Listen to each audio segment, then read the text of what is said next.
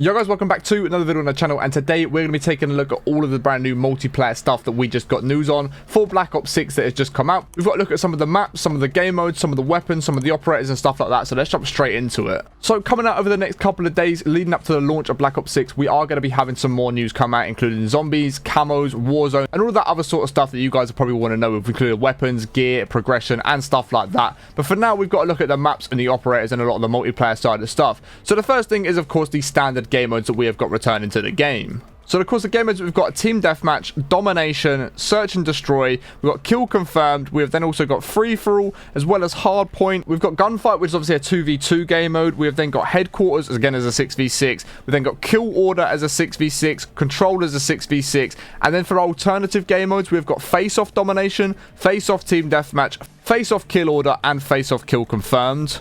And then one thing that I'm sure a lot of players are going to be very excited for is Hardcore is going to be available on day one of Black Ops 6, which is absolutely great, especially for someone like me who's going to go on the camo grind. Hardcore is a big factor for the camo grind for some of those harder weapons. It can make it so much easier. So I'm very happy to announce that Hardcore is going to be available on day one of Black Ops 6, which is super exciting. And the game modes we're going to have in Hardcore are TDM, Kill Order, Domination, Hardpoint, Search and Destroy, Kill Confirmed, Free For All, and Face Off Mosh Pit. So in Hardcore, there's going to be no Control, no Headquarters, or no Gunfight. But other than that, all the other game modes are going to be available in Hardcore, which I'm super happy about. Like I said, it's going to be great for the camo grind. And just for some of you guys that prefer playing Hardcore as well, means you haven't got to wait for Hardcore to get released. It is going to be dropping on day one with Black Ops 6, along with all the other game modes, which is very nice. So now for some of the new tools and features that are being added for multiplayer, just to help you guys get better at the game and improve with your gun skill. Training course is of course going to be available from day one, and we did see the training course in the Black Ops 6 beta. However, if you're like me, the training course was locked. I never got to actually play it, but essentially what it is, there's just targets on the map that you can run around in like a real game environment. You can run about a map, shoot at targets. Unfortunately, there's no bots or anything in the game like that. Of course, if you wanted to do that, you could just set up a private match with some low skill bots anyway, so it's not the end of the world. But the training course is essentially just going to get around the map, start working on your movement, start working on your gun skill whilst getting into a real life map and actually playing as if he was in a game. So that's a really nice feature to have. And then the firing range is returning, and you might think that's not a new feature, which it's not. The firing range is something we've seen for a while now, but it has got some brand new stuff in the firing range. And as we know, we've got practice dummies to shoot at from 10, 25 and 50 meter intervals, and these dummies can have 0, 1, 2 or 3 armor plates added to them, and you have limitless ammunition. In the upper left corner, there features a target elimination tracker, an accuracy tracker, as well as a damage tracker, and that is what we've seen in the past previous years in Modern Warfare 2, Modern Warfare 3, and maybe even before that as well. I can't quite remember, but that is the standard firing range that we have seen previously. But there are now a couple of different additions into the firing range just to make it a little bit better. So we have now got a toggle feature that allows you to optionally activate a moving target dummy or recoil metal plate. So essentially the moving target dummy, every time you shoot it, it is going to slightly move back, so you can just keep shooting at it and practice that recoil control all the way back until the dummy hits the very back of it. And then once you do hit it at the very back, it is going to move all the way back to the front, and you can repeat that process over and over again. So again, this is going to be great for learning how to control recoil at those further distances. It's going to start off nice and close, so you can easily hit your shots, and the further back it goes, obviously the harder it is going to be to hit. So it's going to help with your recoil control. And then you can also have a recoil metal plate, which is essentially going to drop at about 7 meters, I believe, and then you can just start shooting at it. And what it's going to allow you to do is just unload a whole magazine into this metal plate, so then you can look at the recoil pattern for each gun. Rather than having to go into a private game or just to a normal game or even just somewhere in the firing range, you can actually use this metal plate to work out the recoil patterns of different weapons, making it much easier to learn the recoil pattern and be able to control your guns a lot easier in game and just overall improve your gun skill yet again. So a couple of really nice features being added into the firing range, whether it's just to test your guns before you go into a game with them or to learn the recoil control and just get better with your accuracy with that certain weapon. Very nice additions being added into the firing range. We've of course got theater mode returning for the first time in a while. Theater mode is amazing. I love that they're bringing this back. I'm very excited about them bringing this back. And essentially, if you don't know what theater mode is, it allows you to save gameplay from certain games, so you can actually go back, rewatch the gameplay. You might be able to look at it in different aspects if you wanted to. And what I mean by this is you can switch from third person to first person and also have a fly cam perspective for all players in the match.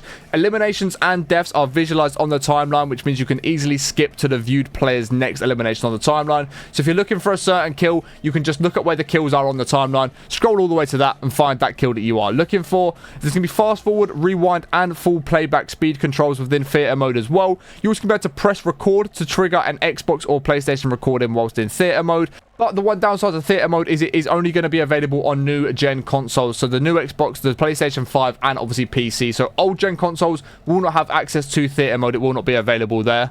So that is just one thing to bear in mind. If you are on old gen consoles, you probably won't have access to it. But anyone on new gen, which would be the majority of the players, or on PC, you are going to have theater mode. Another thing to bear in mind with theater mode, anything within the theater mode is going to expire after 7 days. You will no longer be able to view it after 7 days. So if you're getting it for a piece of content or just for whatever you're using it for, make sure you have exported it somewhere else within those 7 days so that you can keep getting access to it and you've got that recording of it somewhere. And another time that they will expire is when a new game update releases as well, guys. So if a new game update releases a day after you've recorded a theater mode, just note when that update drops, it will no longer be available. And I'm assuming this is to do with something that was saving data on the servers. And just make the servers not get overcrowded with a bunch of theater mode gameplay that people aren't actually using and then people are not watching. So they're just things you need to bear in mind if you are going to be making use of the theater mode. So we've then got all the maps that are going to be available from day one on release. And the maps that we have got are Babylon. We've then got Derelict, Lowtown, Payback, Protocol, Red Card, Rewind, Scud, Skyline, Subsonic, Vault, and Vorkuta.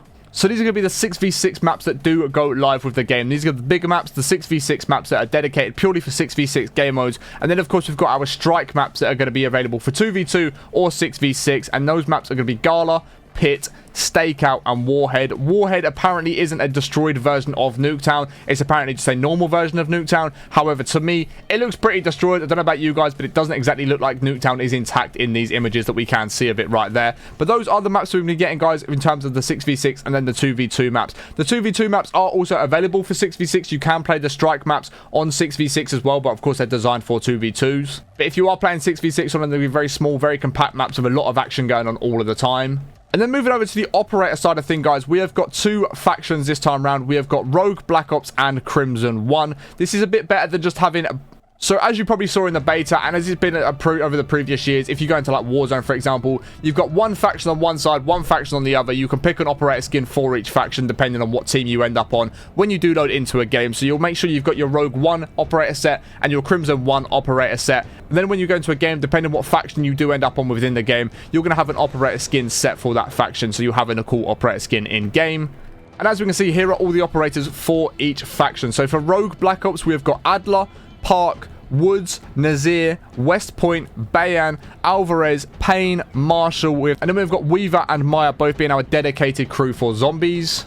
And then for Crimson 1, we've got Brutus, Klaus, we've then got Rossi, Kane, Nyran, Toro, Bailey, Stone, and again, our dedicated crew for zombies in the Crimson 1 is going to be Carver and Gray. So as you can see, a lot of these skins are going to be unlocked simply by progressing through the game. So the higher the level that you get, obviously as you get through the levels in the game, you are going to start unlocking more of these operators. And these are likely to lock again once you do Prestige. Once you Prestige, you're likely to lose the ability to actually use these. You're going to have to re-unlock them by going through the levels again, unless they do decide to leave operators out of that whole locking system with Prestige. We're not too sure. We haven't had it super clarified on what that's going to happen, whether they do get locked or not. But if they go off of everything else and the way that everything else is going to work, when you do Prestige, you will lose access to these. However, as you can see for skins like Adler, Brutus, Park, and Klaus, the only way you're going to be able to get these is if you buy the Vault Edition. That's the only way you can use these operators within game. And then Woods, of course, is again going to be by pre-ordering or pre-purchasing Black Ops 6 by unlocking them in Modern Warfare 3. The only way you're going to have them Wood skins is by pre-ordering and unlocking it in Modern Warfare 3. So if you wanted any of these, unfortunately, you are going to have to pre-order the Vault Edition, and that is the only way you're going to be able to do it, or just get the Vault Edition at any point. That is the only way you're going to get Adler, Brutus, Park, and Klaus, unless they do go ahead and release skins for these operators further down the line in a couple of months' time, which is potential that they do that. But for the first month or two, you are not going to be able to use Adler, Brutus, Park, or Klaus unless you get the Vault Edition of the game. And that is it for what we have got for the multiplayer dive, guys. If you guys are looking for any more information, though, we have got some more blogs coming out over the next couple of days leading up to the launch of Black Ops 6. Of course, over the weekends, there's most likely not going to be any blogs released, so we have still got Friday, Monday, Tuesday, Wednesday, and probably Thursday for them to get some more blogs out. And what we can expect, guys, is blog number 2 being Zombies Mode Prep, which is going to give a full list of augments, gobblegums, and equipment, as well as a tour of Terminus and Liberty Falls as some additional updates for launch. Blog number 3 is going to be the Weapons Hot blog, and this is going to be primary, secondary, and melee weapon detail for Black Ops 6. Includes new details on the latest innovations across gunsmith and attachments. For blog number 4, which is going to be the Gear Up blog, This is going to ensure that you are fully equipped for Black Ops 6 launch, as we confirm all the launch equipment, tacticals, lethals, field upgrades, perks, combat specialities, wildcards, and score streaks that will be available from day one on launch. And the final one, guys, is going to be the progression blog, and this will allow you to unlock your true potential as we detail the critical player level intel you need on day one, detailed info on classic prestige and the available rewards, full info on calling cards, reticles, and mastery badges challenges. Plus, it's going to be a deep dive into the weapon camo system as well, so it should give us a lot of information on the weapon camo grind, and this should be for multiplayer, zombies, and Warzone. So we should get a nice bit of information on how all the different camo grinds are going to work within Black Ops 6, which I'm super excited for. So let me know, guys, what you are most excited for about Black Ops 6 in the comments below.